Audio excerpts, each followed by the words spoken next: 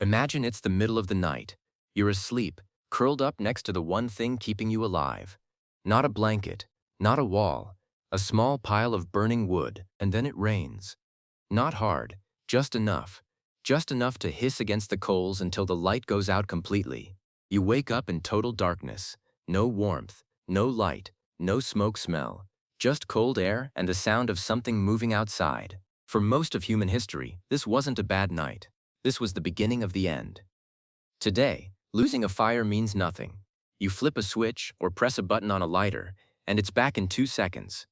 Fire, for you, is basically a convenience. It's not survival, it's ambiance. But for a human being 100,000 years ago, that same fire going out could kill everyone around it in three completely different ways, and it could happen before the sun even came up. The first one is cold. Without fire, your body has no way to fight off a freezing night.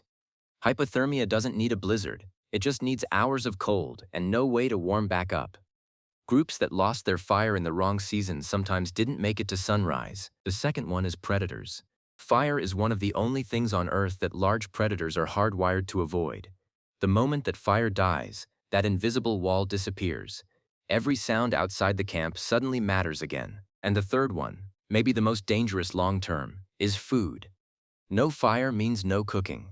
Raw meat carries parasites and bacteria that cooked meat doesn't. A group without fire for even a few days was eating food that could slowly make every single one of them sick at the same time. So keeping a fire alive wasn't a chore. It was one of the most important jobs a group had, every single day, for hundreds of thousands of years. Which raises an obvious question. If fire was this critical, how did early humans even get one in the first place? And how did they make sure it never actually went out? Here's the part most people get wrong. For an enormous stretch of human history, we couldn't make fire on command. Striking a spark whenever you wanted one is a relatively late skill. For hundreds of thousands of years before that, fire wasn't something you created, it was something you captured. A lightning strike hits a dry tree. A wildfire sweeps through dry grassland. And somewhere at the edge of that chaos, a group of early humans is doing something that looks almost insane from the outside. They're walking toward it. Not into the flames, toward the edges, where a burning branch or a smoldering log is small enough to carry, but still alive enough to save. That ember gets picked up, wrapped, protected, and carried home. And from that one captured ember, an entire camp's fire begins, which means the fire in your camp wasn't just fire, it was history. It might have been burning, in some form, passed from ember to ember, for years, sometimes generations. Let that sink in for a second. The exact same flame that cooked your grandmother's food might still be the one cooking yours. That's why losing it wasn't like losing a tool. It was like losing something irreplaceable. So how do you keep something like that alive for years? Through rain, through wind, through moving camp every few weeks. You never let it go out completely. Someone is always watching it.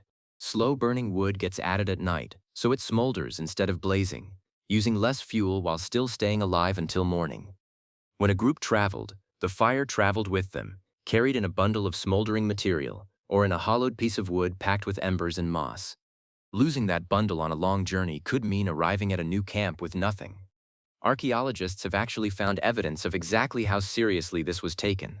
Sites in Europe and Africa show hearths that were used again and again, in the same exact spot, for thousands of years. Some caves show layers of ash stacked on top of each other like pages in a book, each layer a separate fire, built on the ashes of the one before it. That's not an accident. That's a location a group returned to, generation after generation, specifically because the fire there had a history worth protecting. And here's where it gets even more interesting. Fire didn't just keep people warm and fed. It's one of the leading theories for why humans developed some of the social behavior we still have today. Think about it. Once you have a reliable fire at night, you suddenly have hours of time where you're not hunting, not gathering, not moving. You're just sitting, together, in the light. Researchers who study modern hunter-gatherer groups have found something remarkable.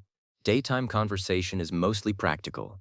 Who's doing what, where the food is, basic coordination. But nighttime conversation around a fire shifts almost entirely into something else.